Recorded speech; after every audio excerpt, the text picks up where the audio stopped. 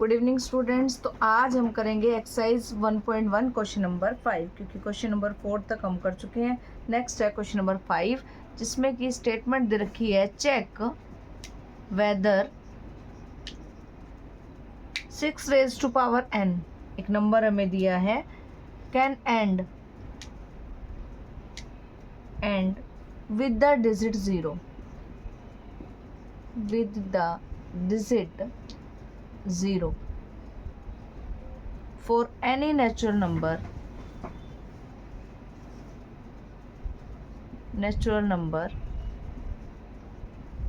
n।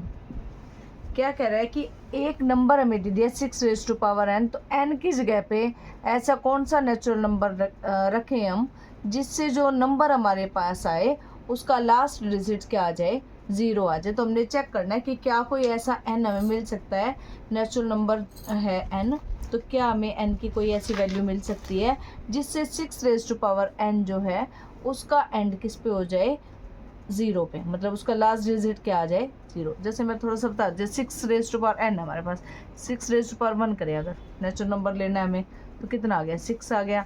6 raise to power n की जगह अगर 2 कर दिया, 36 आ गया। 6 रेज टू पावर 3 करेंगे, 216 आ जाएगा। तो लास्ट डिजिट की बात कर रहा है कि क्या इसका वंस प्लेस, क्या इसका लास्ट डिजिट किसी n से ऐसा हो सकता है कि वो लास्ट डिजिट क्या आ जाए, 0 आ जाए। तो ये हम चेक करेंगे। तो सॉल्यूशन देखिए कि अगर 6 रेज टू पावर n, मतलब इफ द नंबर क्या हमारे पास 6 raise to power n ends with the digit 0, then it must be divisible by 5। मैं कह रही हूँ कि अगर ये जो नंबर है 6 रेज टू पावर n, अगर उसका लास्ट डिजिट 0 होगा तो ऐसा 101% होगा, मतलब बहुत ज़रूरी हो जाएगा ऐसा होना कि वो नंबर 5 से डिविजिबल होगा। क्योंकि हमें पता है कि कोई भी ऐसा नंबर, ये देखो आप, जैसे आपने कोई भी नंबर ले लिया 1 2 3 ले लिया, पर अगर लास्ट डिजिट इसका 0 कर दोगे तो ये 5 से कम्प्लीटली डिवाइड हो जाएगा। तो इसलिए कोई भी ऐसा नंबर जिसका लास्ट डिजिट 0 है, then it must be divisible by 5। तो ये ऐसा होगा ही होगा कि ये जो नंबर है वो 5 से डिवाइड होगा। क्यों होगा, यहाँ लिख देते हैं एज वी नो, क्योंकि हम ये जानते हैं, as we know any number with unit place 0 और 5 इज डिविजिबल बाय 5। क्योंकि हमें ये पता है कि ऐसा कोई भी नंबर जिसका यूनिट प्लेस पे या तो 0 हो या तो 5 हो, तो 5 से डिवाइड होता ही है। तो इसमें हमें पता है कि लास्ट डिजिट क्या आ गया, 0 अगर है तो वो 5 से डिवाइड होगा। पर जो नंबर हमें दे रखा है उसका प्राइम फैक्टराइजेशन क्या है, नो प्राइम फैक्टराइजेशन किसका, जो नंबर हमें दिया है उसका नंबर है हमारे पास 6 रेज टू पावर n। तो 6 रेज टू पावर n के जब प्राइम फैक्टर करेंगे 6 के, तो 2 और 3 होंगे। इसमें तो देखो प्राइम फैक्टराइजेशन में कहीं 5 आया ही नहीं, है ना। Therefore the prime factorisation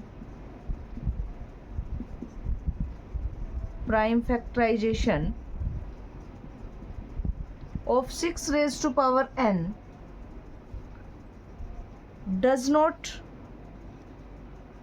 contain prime factor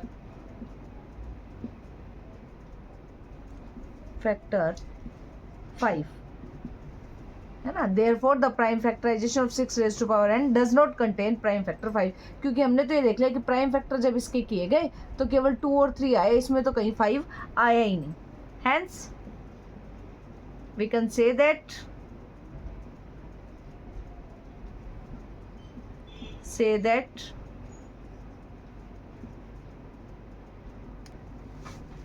6 raise to power n जो नंबर हमें दिया हुआ है cannot end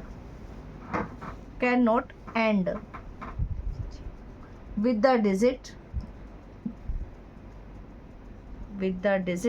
0।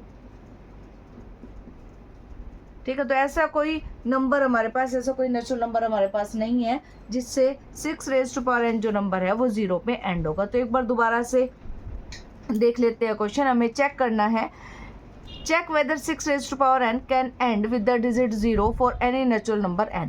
हमने चेक करना है कि 6 रेज़ टू पावर n जो नंबर दे रखा है, किसी भी वैल्यू n के लिए, n क्या है, कोई नेचुरल नंबर है, तो क्या कोई ऐसी वैल्यू हो सकती है जिससे इसका एंड किस पे हो जाए, 0 डिजिट पे, मतलब इसका लास्ट डिजिट क्या आ जाए, 0 आ जाए। तो सॉल्यूशन हमने क्या लिया कि if the number 6 raise to power n ends with the digit 0, मैंने लिखा कि अगर ये नंबर जो है 6 रेज़ टू पावर n वो 0 डिजिट पे 0 पे एंड होता है, इसका मतलब क्या होगा कि वो 5 से डिवाइड होगा।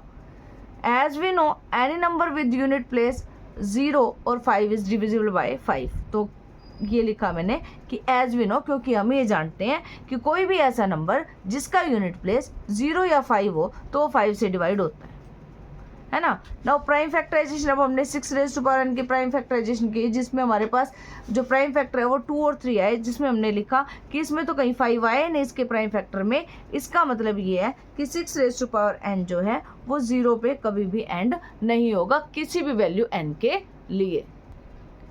तो नेक्स्ट क्वेश्चन है क्वेश्चन नंबर 6, एक्सप्लेन वाई। दो नंबर हमें दिए हुए हैं, एक नंबर हमारे पास ये है 7 × 11 × 13 + 13, और दूसरा नंबर हमें दे रखा है 7 × 6 × 5 × 4 × 3 × 2 × 1 + 5 आर कंपोजिट नंबर। तो हमने प्रूव करना है, ये बताना है कि ये दोनों कंपोजिट नंबर क्यों है। तो सबसे पहले फर्स्ट पार्ट को डिस्कस कर लेते हैं, जो नंबर हमें दिया हुआ है। सॉल्यूशन, फर्स्ट पार्ट हमें देखा 7 × 11 × 13 +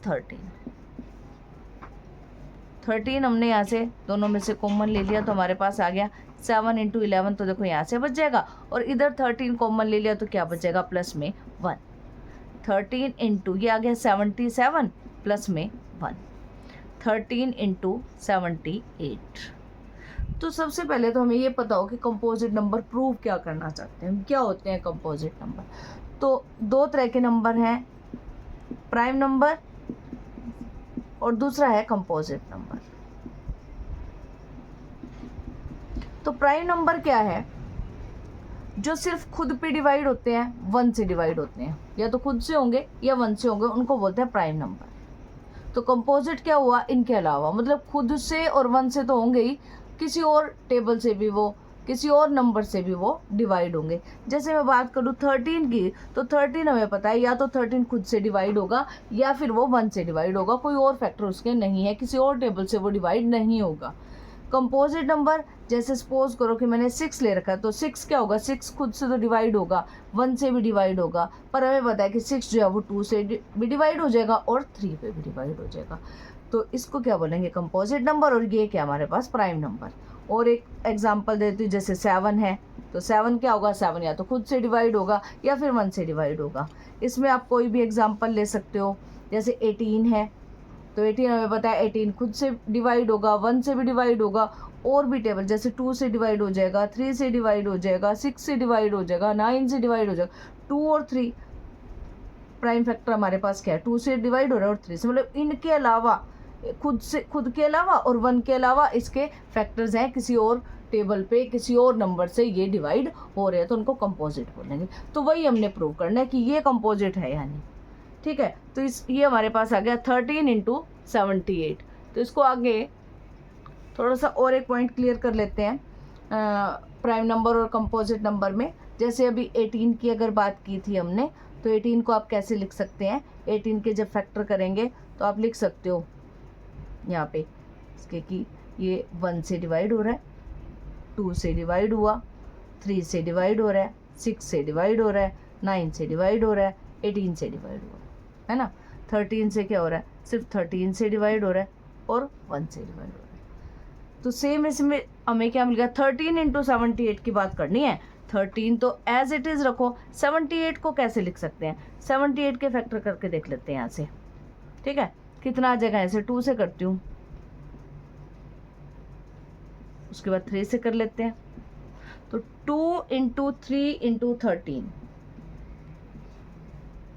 ठीक है। तो ये देखिए कोई एक नंबर था हमारे पास, ये पूरा नंबर था जिसको हमने ये फैक्टर्स अलग अलग आ गए। इसका मतलब ये क्या हो गया हमारे पास, कंपोजिट नंबर हो गए, क्योंकि कंपोजिट नंबर में पता है कि 2 से ज़्यादा उसके फैक्टर हो जाएं। 2 क्या, एक तो वो खुद और एक 1, उनके अलावा हमें फैक्टर मिल जाए, तो उनके अलावा हमें फैक्टर मिल गए हैं। इसका मतलब ये क्या हो गया, कंपोजिट नंबर। तो सेम करेंगे इसका सेकेंड पार्ट। तो सेकेंड पार्ट में 5 देखिए कॉमन मिल रहा है मेरे को यहाँ से। यहाँ पे क्या बच गया, देखो 5 दोनों में आया, तुमने बाहर ले लिया, आप बच गया 7 into 6 into 4 into 3 into 2 into 1 plus 1, ठीक है। तो आप क्या करेंगे, इनके मल्टीप्लाई करेंगे। यह जगह हमारे पास 1008 प्लस में 1, तो 5 इंटू 1009 हो गया, है ना। तो क्या हो गया इसमें हमारे पास फैक्टर बन गए इसके। इसका मतलब ये क्या हो गया, कंपोजिट नंबर, ठीक है। तो इस तरह से आप इस क्वेश्चन को सोल्व करेंगे। तो इसमें भी देखिए आपके 1 और नंबर जो खुद है उसके अलावा हमारे पास 2 फैक्टर इसके आगे, इसका मतलब ये क्या हो गया, कंपोजिट नंबर। तो नेक्स्ट देखते हैं क्वेश्चन नंबर 7। तो क्वेश्चन नंबर 7 की अगर बात करें तो क्वेश्चन नंबर 7 में दिया है कि there is a circular path around a sports field, Sonia takes 18 minutes. Sonia ने कितने लिए, 18 मिनट्स लिए to drive 1 round of the field, while Ravi takes, Ravi ने कितने लिए 12 मिनट्स फॉर द सेम। तो एक सर्कुलर पाथ है अराउंड ए स्पोर्ट्स फील्ड, एक फील्ड के चारों ओर एक सर्कुलर पाथ है। सोनिया ने एक राउंड के लिए 18 मिनट लिए और रवि ने उसके लिए 12 मिनट्स लिए। Suppose they both start at the same point and at the same time, दोनों ने सेम पॉइंट से स्टार्ट किया और सेम टाइम पे स्टार्ट किया, and go in the same direction, और डायरेक्शन भी उन्होंने सेम रखी। After how many minutes will they meet again at the starting point, तो कितने मिनट के बाद वो दोनों उसी स्टार्टिंग पॉइंट पे मिलेंगे। अब देखो सोनिया और रवि जो है, both Sonia and Ravi move in the same direction, same direction में चल रहे हैं, और क्या है, सेम टाइम पे शुरू किया, and at the same time.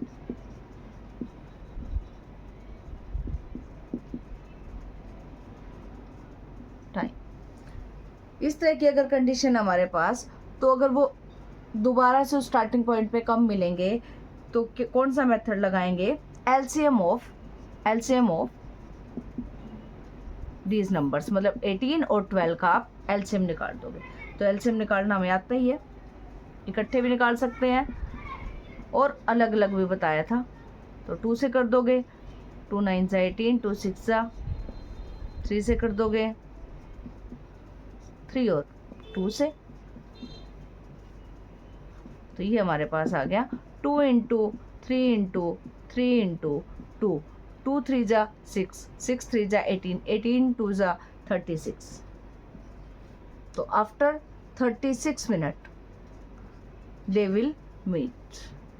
तो ये हमारे पास क्वेश्चन नंबर 7। तो इस तरह से हमारी एक्सरसाइज आज कंप्लीट होगी, एक्सरसाइज 1.1। कोई भी डाउट अगर आप लेना चाहते हैं तो कमेंट बॉक्स में ज़रूर लिखें। अगर आप हमारी वीडियो को पसंद करते हैं तो उसे लाइक ज़रूर करें और हमारे चैनल चेतना मनोज क्लासेस को सब्सक्राइब करना ना भूलें। तो आगे मिलते हैं नेक्स्ट वीडियो में। Thanks for watching.